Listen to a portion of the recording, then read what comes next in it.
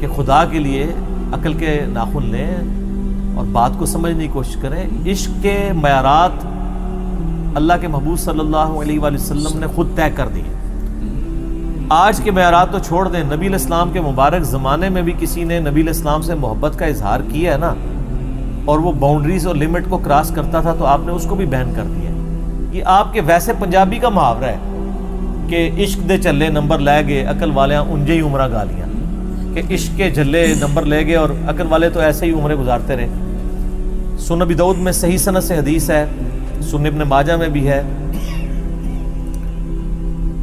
کہ ایک صحابی نے نبی علیہ السلام کو آ کے سجدہ کیا.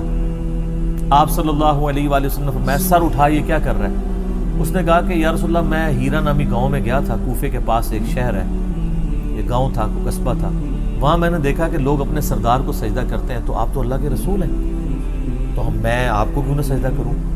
اجتہاد کیا, ایک صحابی کا اجتہاد ہے یہ, اور محبت بھی اس میں شامل ہے. نبی صلی اللہ علیہ وآلہ وسلم نے ارشاد فرمایا جب میں فوت ہو جاؤں گا اور تم میری قبر سے بھی گزرو گے, کیا تم میری قبر پہ بھی سجدہ کرو گے؟ انہوں نے عرض کیا نہیں یا رسول اللہ. اتنا ان کو بھی پتا تھا قبر پہ سجدہ نہیں ہونا. آپ نے فرمایا اگر سجدہ جائز سمجھتا میں تو بیویوں کو کہتا کہ اپنے خامدوں کو سجدہ کریں اس حق کے سبب جو اللہ نے ان کو دیا ہے.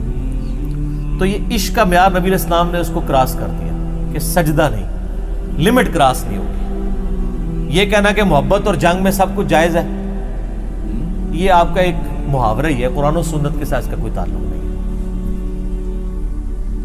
اس سے بھی بڑھ کر صحیح مسلم میں ایک حدیث ہے, کتاب الجمعہ چیپٹر میں, نبی علیہ السلام کے سامنے ایک شخص کوئی تقریر کر رہا تھا صحابی, اس نے خطبے کے دوران کہا من یطع اللہ ورسولہ فقد رشد, جو اللہ اور اس کے رسول کی اطاعت کرے وہ کامیاب ہو گیا. ومن یعصہما, اور جو ان دونوں کی نافرمانی کرے فقد غوا, وہ بہک گیا. اس جملے میں کوئی خرابی ہے نہ, لٹریچر میں کوئی خرابی ہے نہ, آؤٹ آف کانٹیکسٹ ہے, لیکن نبی علیہ السلام کو غصہ آیا, میں بئس الخطیب انت, کتنا برا خطیب ہے تو نے یہ کیوں کہا کہ جو ان دونوں کی نافرمانی کرے؟ اس نے نہیں کہا یا رسول اللہ میں دونوں سے مراد دو خدا نہیں لیے, میں پہلے کہہ چکا ہوں کہ جو اللہ اور اس کے رسول کی کا تابع فرمان ہوا, اطاعت کی, وہ کامیاب ہوا, اور جو ان دونوں کی نافرمانی کی وہ گمراہ ہو گیا. تو ایک کانٹیکسٹ کے ساتھ جملہ ہے. میں نے آپ کو کوئی اللہ کے ساتھ شریک تو نہیں ٹھہرایا. یہ کیڑے اس دماغ میں اس زمانے میں نہیں ہوتے تھے. نبی علیہ السلام فرمایا تمہیں یہ کہنا چاہیے تھا وَمَن يَعْصِ اللَّهَ وَرَسُولَهُ فَقَدْ غَوَىٰ, جو اللہ اور اس کے رسول کی نافرمانی کرے وہ گمراہ ہوا. ان دونوں کی نہیں, دو نہ کہو. اب آپ کے صوفیاء بے شک شعر میں کہتے رہے کہ ہک ہے ہک ہے ہک ہے, جڑا ہک کی ڈوں آکھے وہ کافر و مشرک ہے.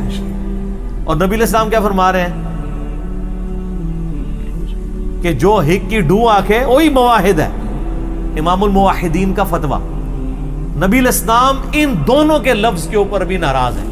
اور ابو داؤد میں اس حدیث کے آگے الفاظ ہیں کہ آپ نے فرمایا قم اذهب, اٹھ اور ادھر سے نکل جا. وَإِنَّكَ لَعَلَىٰ خُلُقٍ عَظِيمٍ, اخلاق کے بلند ترین درجے پہ فائز شخص اپنے صحابی کو کہہ رہا ہے اٹھ اور نکل جا, اپنی شکل گم کر ادھر سے. کیوں؟ بات ہی بہت سخت ہو گئی تھی. نبی علیہ السلام اللہ کے حقوق کے معاملے میں بہت سخت ہے.